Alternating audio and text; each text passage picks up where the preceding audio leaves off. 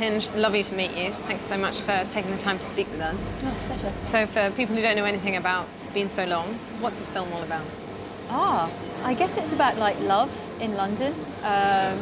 It's about, we've got a lovely group of characters who were all carrying like different kinds of baggage and different ways of coping with the way their lives, you know, the way they've experienced their lives. You know, so for example, you have Simone. She's our central character. She's a single mum, and she's had, you know, experiences with men that have let her down in the past, and so her heart is very guarded.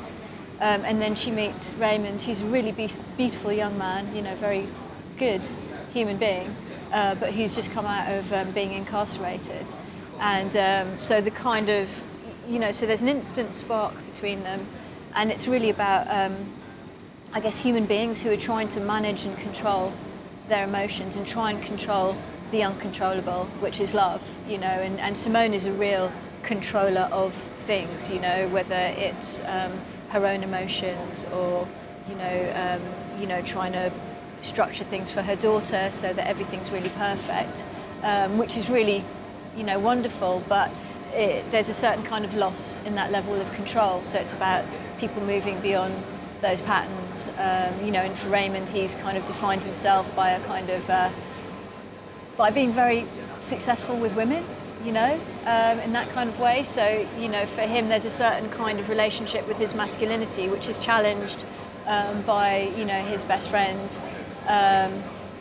So it's really, we've got characters, you know, we've got Yvonne, who's very, she's very much in ownership of her sexuality, but it's this kind of, what probably when she was younger was like a real gift and really fun, has come to a point where now she's reaching a point where she's needing to move beyond, you know, a certain role and character that she's created for herself. You know, so that's what it's about, really. And, you know, it's based on a musical, so it's like, how did you first come across this and why did you want to make it into a film? Oh, okay, so again, it was a real gift. It was originally a stage musical. It was written by Che Walker. The music was by Arthur Darvill, who is, apart from being a great actor, is a musical genius. And so the producers sent me a package, and it was like Christmas. You know, it was like Che's script and the music, and I just, what leapt out at me from the page was characters that I recognised and a version of London that I really recognised and resonated with and that I really wanted to see on screen. So I just dived in and I was like, here, I'll do whatever it takes. And then we went about the process of, you know, translating it into a film project. I mean, I feel that maybe we don't see enough films that are actually set in London, celebrating London. You know, was that kind of a fun thing for you to do? Yeah, it really was. I mean, to celebrate London is like such an amazing thing. Like, we wanted to celebrate it whilst retaining what we love about it. You know, there's a grittiness and edginess to London. You know, it attracts people from all over the world.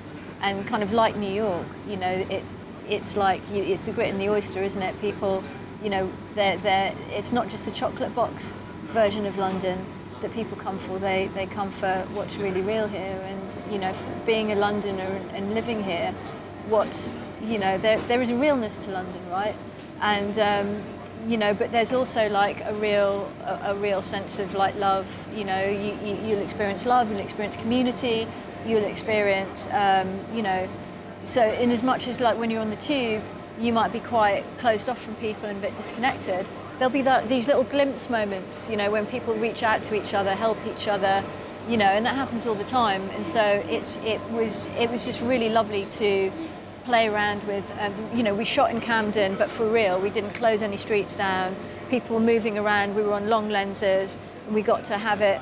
You know, our characters were just buried in London. And Gil, George Mackay plays Gil, who's this kind of, you know, everyone will have a Gil in their lives, like someone who smoked too much skunk, is like, you know, constantly paranoid, but really quite lovable. And he's like perched on his dustbin. And when we filmed him, we just like went back on a long lens, perched him on his bin in the middle of Camden, and filmed him. And people didn't really bat an eyelid. It was like, oh yeah, there's just another Camden guy on that bin, you know. And I mean, the rest of the cast as well, absolutely fantastic. But also, Michaela Coel, I mean, she's, you know, been catapulted to fame with Chewing Gum. Yeah. She's a fantastic actress. How was it working with her? And you know, was it great to have her on board? Yeah, it was amazing, and I think it was great because there was a real ensemble feel to the whole thing. Like Michaela knew Arinze, she was really good friends with Ronke. George just slotted in. It was like it had a really lovely family kind of atmosphere. It was great. It was like, yeah, amazing. And what do you think people are going to take away from this film? Like, you know, what do you think is kind of making it of the moment? You know, especially having maybe like a black, strong female lead in there. You know, like, you know, what do you think some of the themes might be that people take away from seeing the film? I mean, hopefully, what will speak to people from seeing it will just be the experience of people coming through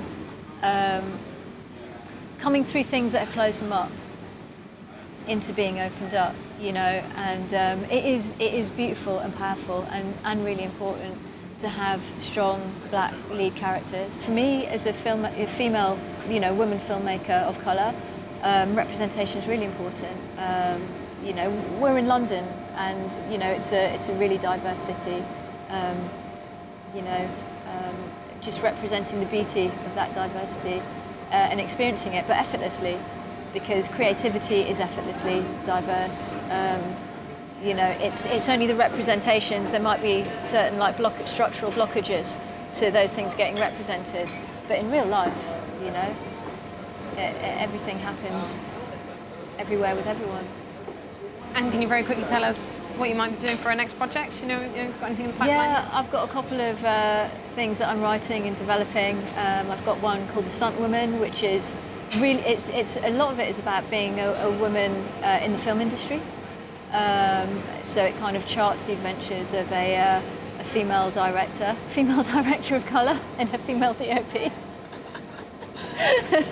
But also, what I'm doing is I'm collating stories from female filmmakers and underrepresented people from, you know, people of colour and other groups who are underrepresented in filmmaking, and kind of also just getting stories, you know, and also men as well, just getting just all those stories of what happens and kind of doing something. But as well, it's got music in it, it's comedic, and it's got loads of stunts in it because I'm working with the stunt coordinator from the Furious 7 on it. So it's like, oh, brilliant! All right, well, thank you so much for your time.